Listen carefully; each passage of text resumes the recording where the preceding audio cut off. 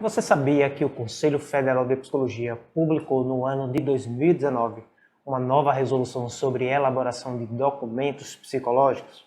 E que esta resolução mudou significativamente a elaboração e finalidade de alguns documentos que nós, profissionais de psicologia, utilizamos no nosso dia a dia.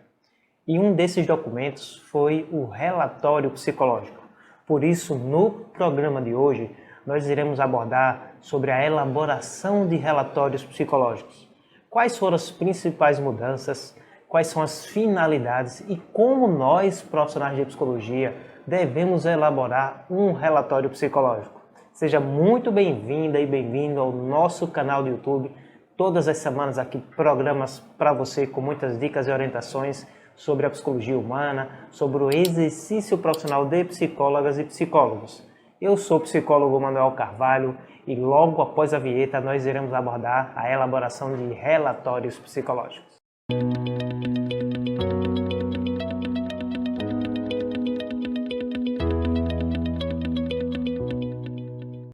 A partir de julho de 2019 entrou em vigor a resolução do Conselho Federal de Psicologia 006 do ano de 2019.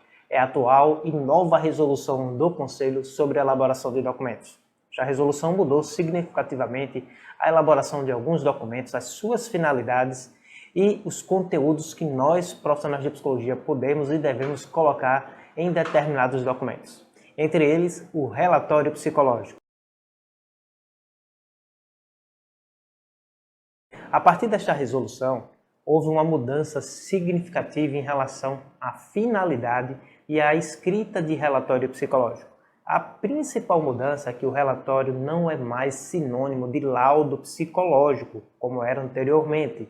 Isso quer dizer que não podemos mais colocar no relatório psicológico diagnósticos e resultados de avaliação psicológica realizada. Atualmente, os dois documentos que podemos comunicar resultados de avaliação e diagnóstico psicológico é laudo e atestado psicológico. Mas então, qual é a finalidade de um relatório psicológico?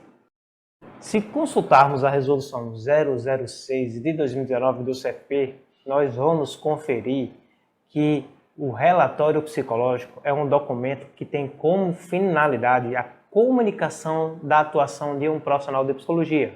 Ou seja, usamos o relatório para comunicar uma intervenção, um serviço psicológico prestado.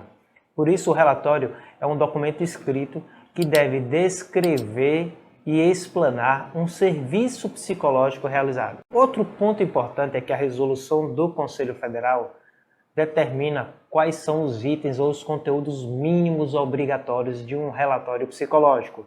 O item identificação, onde iremos apresentar quem elaborou o relatório, quem é a pessoa atendida, quem é o interessado e qual é a finalidade do relatório. Estas são as informações mínimas obrigatórias. Podemos colocar outras, como dados sociodemográficos, como idade, escolaridade, entre outros dados.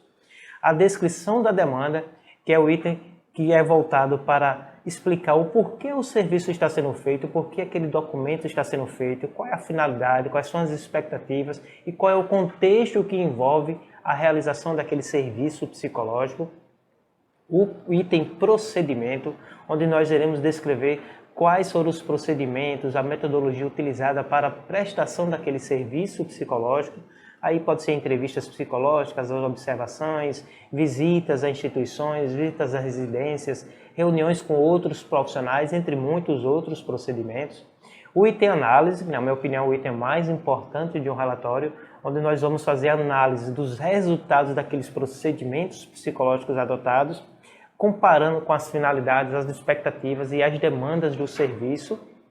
E, por fim, o item conclusão, onde iremos apresentar os resultados daquela intervenção psicológica, podendo colocar, inclusive, recomendações, orientações e intervenções psicológicas. No relatório não é obrigatório colocar as referências, como acontece com o laudo, mas recomendo que sempre vocês coloquem e apresentem as referências metodológicas que fundamentaram o serviço psicológico. Cabe lembrar que a resolução destaca que esses itens eles podem vir como itens separados ou você pode fazer o relatório como um texto corrido, desde que apresente estas informações no relatório psicológico. E para encerrar, separamos para você algumas dicas de quando devemos escrever um relatório psicológico. As mudanças da finalidade do relatório psicológico provocadas pela Resolução 006 de 2019 veio atender necessidades e expectativas de psicólogas e psicólogos que atuam em diversas práticas que não necessariamente estejam realizando um processo de avaliação psicológica, como acontece aí nas políticas públicas do SUAS, do SUS, em algumas intervenções, inclusive na clínica. Então, o relatório psicológico é para comunicar uma intervenção, a prestação de um serviço psicológico. Quais são as demandas mais comuns em que você, profissional de psicologia, deverá elaborar um relatório psicológico?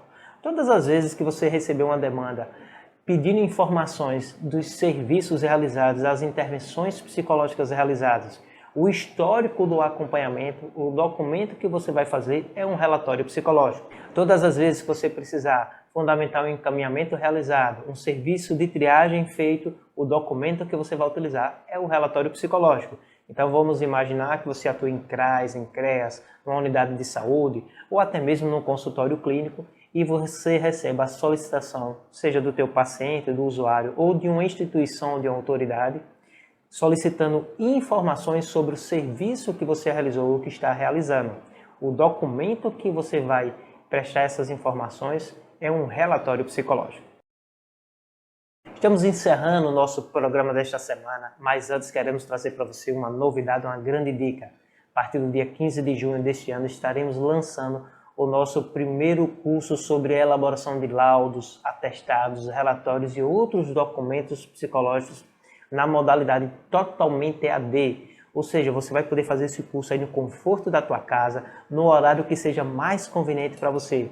Um curso com muitas dicas e orientações sobre a escrita de todos esses documentos que foram regulamentados pela Resolução 006 de 2019, com dicas de escritas, com orientações, com mais de 50 modelos de documentos e outros materiais que nós utilizamos aí na nossa prática profissional. Se você quer mais informações, acesse a descrição deste vídeo, que nós vamos deixar o link para o site, trazendo informações sobre este curso EAD.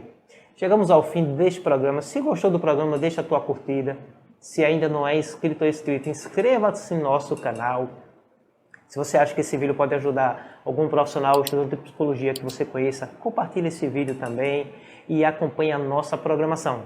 Toda semana, muitos vídeos com dicas e orientações sobre a psicologia, sobre o comportamento humano.